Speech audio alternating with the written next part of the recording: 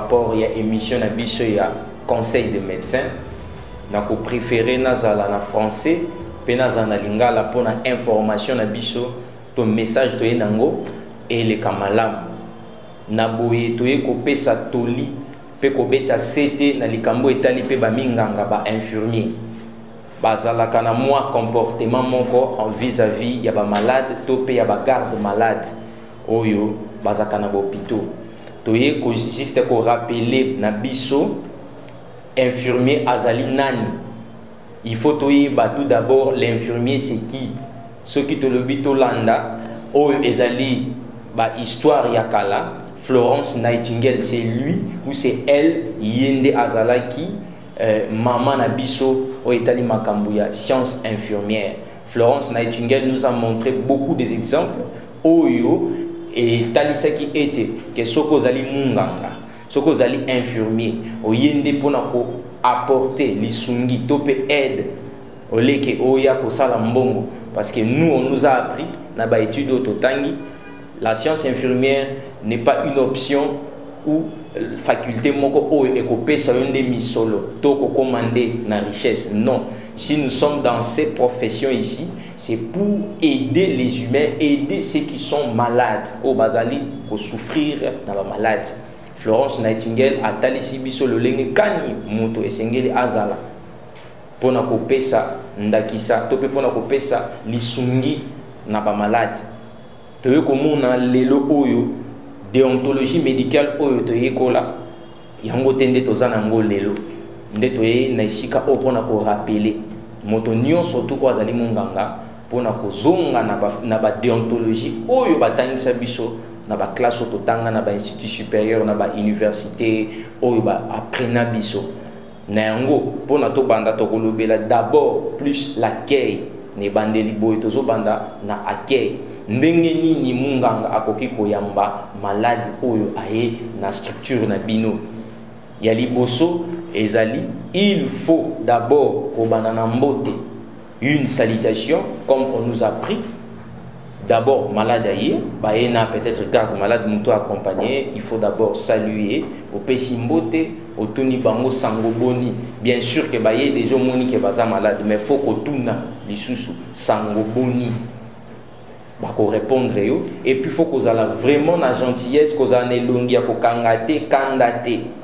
Au Tuni d'abord, au Pessi d'abord Mbote, après avoir coupé Sambote, ndo Tuni Bango baye ko sala nini na structure to na hôpital na biso. Allez, donc on peut faire plainte na bango, au bandi ko orienter bango. Nini esengel faut pas ça là pour une solution par rapport à malade oyo ya yeli pour la solution. Non pas kozala na kanda envers ma malade. Tozo mona makambwana mingi na ba structure na biso hôpital belé to tanga ba kombote, on le voit ndenge nini ba infirmier bazo yamba ba malade avec méchanceté. Tolongola mwakanda envers ba malade na biso ceux qui malade ayi na hôpital pesa yembote yamba etuna e oye kosala nini na structure na biso orienté ye kanda ya liboso za nini peut-être que auti na ndako aliete munganga aliete jamais koko ya na kanda na hôpital ba enseignant biso yango bongo te même ceux qui oliete même ceux qui tiki ba problème na yo na ndako biso toza censé ya kopesa toujours le meilleur de nous pour la population parce que les andenge auto signa auto prêta serment to ndima que non to apporter aide na biso et pas ya bato baza kobela bato baza souffrant bato bazo bela ba malade non pas oza na kanda potiki problème non ndako nde oya yamba liboso ba oyo pe bakota na kati ya déontologie médicale ya biso ya mboka na biso bayebi nini oyo tolingi koloba na esika oyo soki tolobi totangela bino yango toza nango awawa notre déontologie elobi na biso nini les responsabilités de l'infirmier na article 3 elobi boye l'exercice de la profession d'infirmière est une vocation. Premièrement d'abord on a une vocation na makambo oyo yo tozosala ou profession na biso science infirmière moto nyonso oyo abengami na mosala oyo faut amitia na bomoto na ye que azwa appel moko Nzamba Talissaï, parce que Florence Nightingale était comme ça. La dame à la lampe. Yé ou abane ko traité batu na guerre. Dans 1885, Azo traité batu na guerre. A traité batu na guerre, puis a exercé le domaine, même dans le noir, elle utilisait la lampe pour traiter les malades. Et c'est de même, Nabiso, il faut tous en la vocation.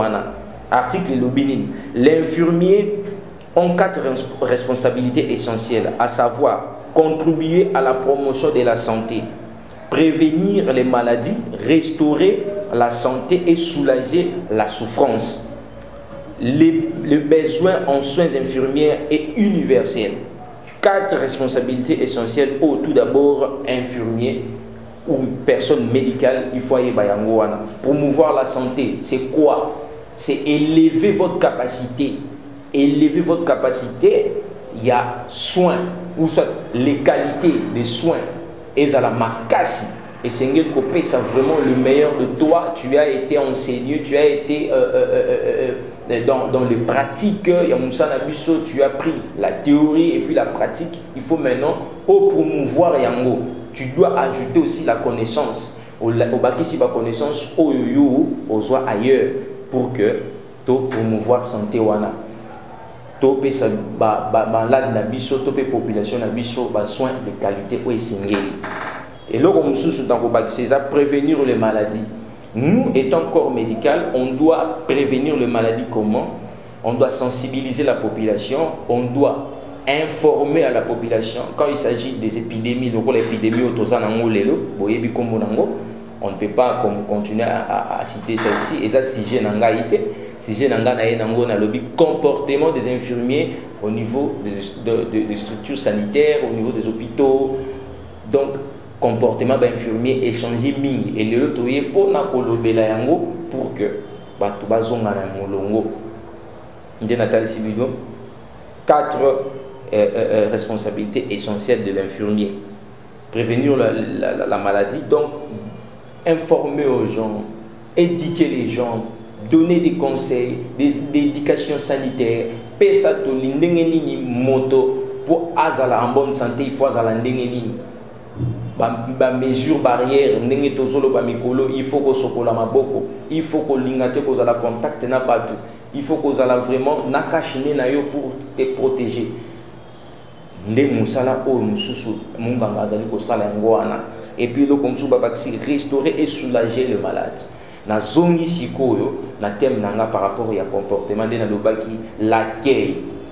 Déjà dans 4 hôpitaux ceux qui oyambi malade au celui-ci est déjà bien, avec beaucoup de gentillesse, avec beaucoup de politesse, surtout en appel. Au moment où on peut déjà guérison avant même à ça l'examen, avant même à qu'il y a une procédure, il y a consultation, après bilan, tout ça dans l'hôpital, avant même Moutou, à ça ceux qui ont déjà déjà bien, accueil chaleureux. Au moment où on peut déjà espoir que aïe ne s'y non pas pour que allez là pour que azwa le bic peut guérison aïe ndé angwana balobi soulager le malade. Et là comme sousou eza ya mi balé eza que tant tozo ko prester na musa na biso tant tozo pesa ba soin na biso, il faut toujours commencer à demander aux malades, est-ce que papa olamuki ndenge nini? Est-ce que papa au liaki? Est-ce que papa au mairie baki sinayo ya comprimé? Avant au bandana ba traitement na yo injectable baki ya injection. Il faut tout d'abord tout na ndenge ni malade à la muki. Mais na ba o na makambo to moni lelo. Na makambo to zo mona lelo. Okomona ete munganga ko tout na même pas malade ndenge ni ya lalaki, ndenge ni ya la muki. Akobanda directement pour payer sa soin, mais tant qu'on paye sa soin, on paye sa bakisi, directement le malade a réagi. Exemple typique, malade a sandi. Au PC qui s'y moko vu que malade au tuna qui était ce qui a lié là-dedans, avant de payer sa soin, malade a sandi, a vomi. Maintenant, le rôle de l'infirmier dans le moment, c'est que au calmer malade, Oui, non, c'est juste des effets secondaires de ces produits que je t'ai donnés. Ne t'en fais pas. Tu as un anti-vomitif et aussi là, tu as qui pour que donc, vous êtes là pour soulager les malades, non pas stresser encore le malade dans sa maladie qu'il a. On doit soulager le malade.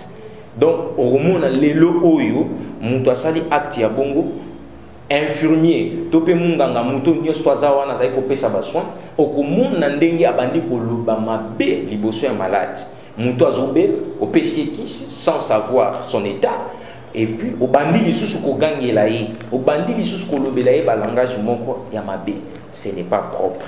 Ce n'est pas propre du tout. Et zobe bisa mosala na biso, toyela ki mosala ya boete, toyela ki ndepona ko sauver, ko soulager, ko promouvoir la santé, ko bikisa ba beli. Toyete poto boma lisusu ba beli. Non non non non. Et le kotozo mona lelo na ba hôpitaux ya lelo, eza que batu to ba minganga ba komi na stratégie moko to style moko bo ya mosala oyo biso toyebi akite, oyo biso to tangela kite. Ce n'est pas ça.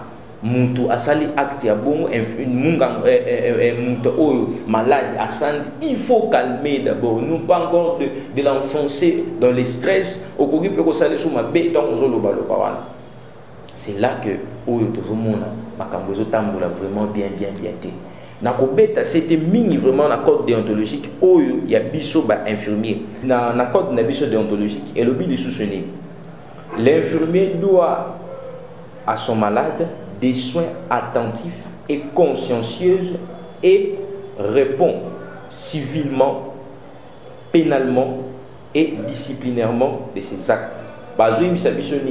Que l'infirmier, il faut appeler ça soin avec toute conscience, avec donc bon moto na union surtout. Là vraiment on les fait dans le travail. Science sans conscience n'est que ruine de l'âme.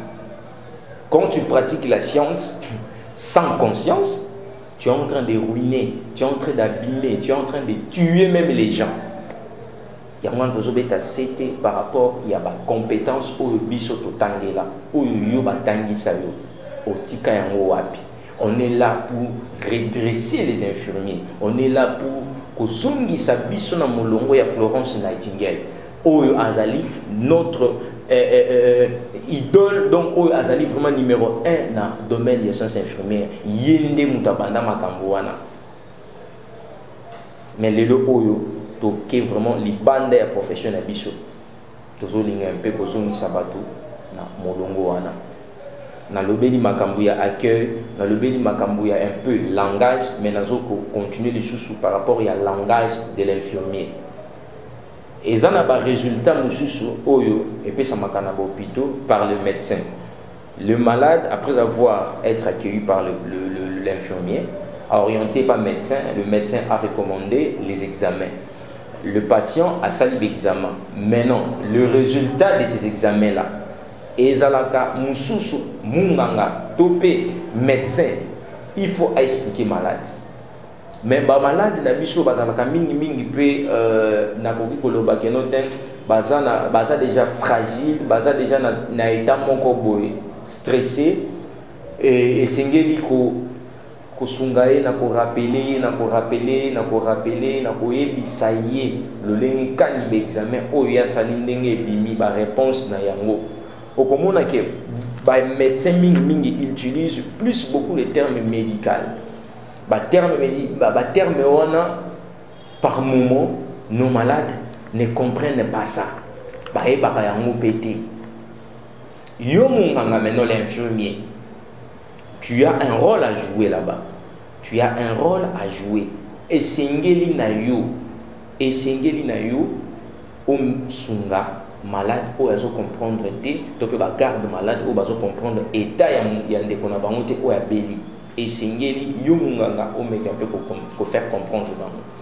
Et ça l'exemple moko ba pesa kingai que mutasali ici examen munganga infirmier akepa médecin apesi ba résultat ya malade ou asali examen au lieu que l'infirmier abenga malade bakoti na kati ya structure, bakoti na kati ya bureau, to pe na salle de soins il y a un infirmier abanda ko expliquer ba résultat na examen pesibo. Mais il y a d'autres infirmiers ou médecin a pesi ba résultat est malade. Au lieu qu'il y ait une salle de soins ou soit un bureau il y a approprié au sol examen, mais à Kobanda Kolo Bamakambo examen ya mutu libanda.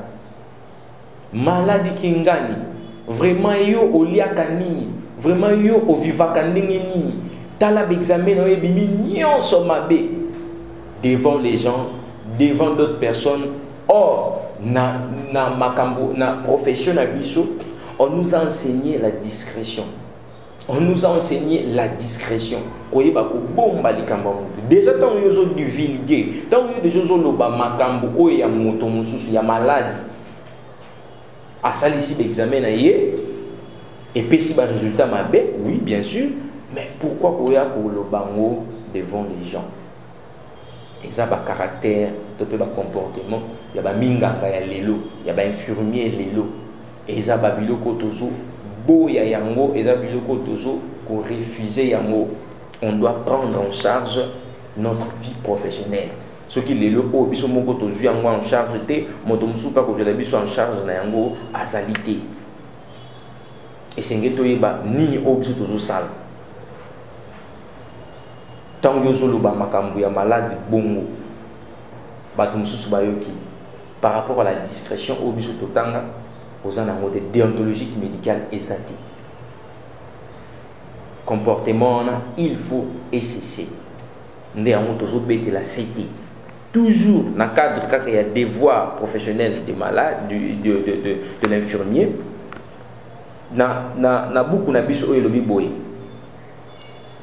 il est interdit à tout infirmier de conseiller et proposer aux malades ou à son entourage comme salutaire et sans danger un remède ou un procédé illusoire ou insuffisamment éprouvé. Donc, yo munganga ozawana obandi koloba l'entourage que non ne na moni mutazo kaboye il faut to pesaye qui c'est intel na entourage ne ozoloba. Or il sengeli yo ozwa moto ozwa malade boké naé na kat na bureau devant le médecin, l'infirmier toi aussi tu es là. Beaucoup miko sunga malade wana par rapport ya ba conseil pena bakisi nini oyo esengeli azwa par rapport ya malade ya zobela. Mais yo munganga l'infirmier au bandi déjà pour ebisaye a comme par résultat des bimi mabe boye il faut topé ce qui si boye il faut topé ce qui si boye devant les gens, devant l'entourage du malade. Ce n'est pas propre, ce n'est pas ce que la déontologie médicale nous dit. Déontologie médicale ezoko boya ba makambo wana. Ezoko boya makambo wana. Esengeli munganga azala na langage moko malamu. Azala na langage moko oyo ekosunga malade. Oyo ekosunga vraiment malade azala à l'aise, azala soulagé par rapport ya malade oyo yazobela. L'infirmier exerce sa profession dans le respect de la personne humaine, toujours selon la déontologie, article 8. L'infirmier exerce sa profession dans le respect de la personne humaine. Tout d'abord, tant que nous la profession d'habitude, on est nous tous des humains. Moto oya beli aza humain. Yo pe mutozo traité yo soignant oza pe humain. Mais pourquoi posala maintenant dans moi sens le ko la ya fier, le ko la moi orgueilleux, oza le ko moi orgueilleux mon ko boye.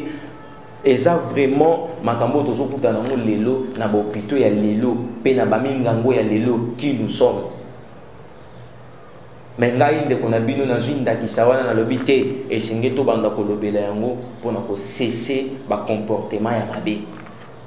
Lelo biso ba minganga to komi trop fier. Trop fier. Or, ozobosana ke moto yo zo traité aza moto lokola yo. Yo pe lobi poko ko bela, yo pe munganga poko ko bela. Ndenge ya beli, yo poko ko bela. Mais pourquoi maintenant ko tia fier ozo traité ndeti olingité, conscience exate. Or, l'article na biso na article na biso na code déontologique zo lobaki. Il faut tout travailler avec notre conscience.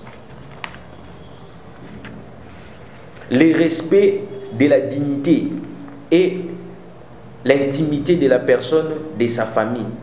Il accompagne le mourant jusqu'à sa fin ou jusqu'à la dernière moment.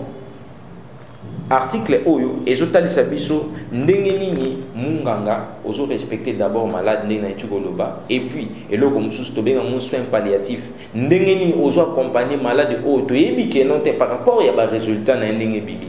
Ke moto Oyo to ko pesa ye ba soin, mais ba soin Oyo to pesa ye eza ba soulagement, eza ba calmement. Mais par rapport à malade oazanango, et qu'on me peut-être tina liwa. Et maintenant, yo munganga, il faut un état d'esprit moko boye autant au bando pour ça na permettre pour que au PCA ba traitement na il faut expliquer malade, il faut expliquer qui si on a au PCA eza pona boye et là on a mingi peut tout monde na ngoli suspe et pas ba minganga ya lelo OK pesa mutu qui so bimisi yango na poche obimisi yango na poche to ebi même pas qui so na so eza nini malade à tout niveau qui se joue ça bien sûr que tu es bien malade par rapport à plainte par rapport à maladie et qu'on me maille dans liwa mais yo qui si yo yé nango obimisi tout d'abord na poche pe bazo tout non pas malade tu es bien plus tard à ufanaye mais au beaucoup pe ça y réponse par rapport à qui si yo le mot ça ce n'est pas ce que on nous a enseigné na selon déontologie na biso ezamabe. Tu dois expliquer aux malades. Qui s'est exemple typique, aux paracétamol. Oui, sinon le paracétamol que je suis en train de te donner, c'est juste un antipyrétique. Je suis en train de te le donner pour que et qui te soit fièvre, pour que et s'ils sont peut-être ba douleur aux anango topé mutu passe aux anango. Il y a un OPC paracétamol. Et non pas que malade à tout mieux qui se paye. Au bandi ko discuter na ye au bandi ko loba oh quand est-ce qu'on nini na on peut sortir si pour na bon tu penses que je peux te tuer ba bloko wana eza propre lisusuté avec les malades ba makambu ya lolengi wana eza propreté. Notre langage, notre façon de parler aidera beaucoup plus le malade dans sa guérison. Na ito ko loba on a début ah et yambeli na yo accueil na yo. Ça peut aussi soulager déjà le malade. Moutoyer n'a état affaibli, mais tellement que yo yambié bien, à sentir déjà qu'il accueille bien, malade à côté on a moutou que noté awa, tellement ba yambinga bien, solution na ngape na yekozwa awa na komuna yango loko na yekoluka awa pe na komuna yango. Tozomo langage na biso c'est très important devant le malade. Ce qui tozo kokako un langage ya malongate, ça va continuer à être vraiment mauvais.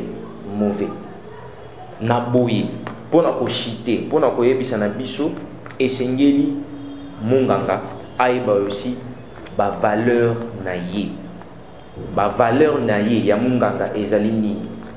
La profession d'infirmière est basée sur les valeurs fondamentales suivantes. Le respect de la dignité de la personne humaine. Dans ce temps, je citer seulement ma valeur. Le respect de la dignité de la personne humaine, premièrement. Deuxièmement, l'humanité dans le soin et c'est retraduit notamment par la générosité envers les autres ou la tolérance. Donc tu dois être vraiment simple avec les malades. Non pas au lac Sabamou nous a denir sing, non pas au lac Sabamou nous a IT, non pas au lac Sabamou nous a médecin, et au lac Sabamou nous a chef d'équipe, Yabaminganga. Non. Le malade n'a pas besoin de ça. Le malade, quand il est à l'hôpital, il a besoin que de soins, il a besoin que de médicaments, point barre. Et puis, l'intégrité. Il faut aussi l'infirmier, l'autonomie professionnelle. La bienfaisance ou bien la bientraitance, la collaboration professionnelle et puis la justice sociale, la continuité des soins et puis l'excellence des soins. Oeza ba valeur oyo munganga ifwaiba. Mukolo mususu ekoya tokoyeba ndenge ya kokende susu ya ko approfondir makambo totangi surtout les valeurs de l'infirmier parce que ceux qui munganga ebi ba valeur na ye akosala pe musala na ndenge sengeli nde ya boye to suki awa moko na lelo toko mona na mokolo mususu oyo nzambe akopesa biso mokano koleka. Merci.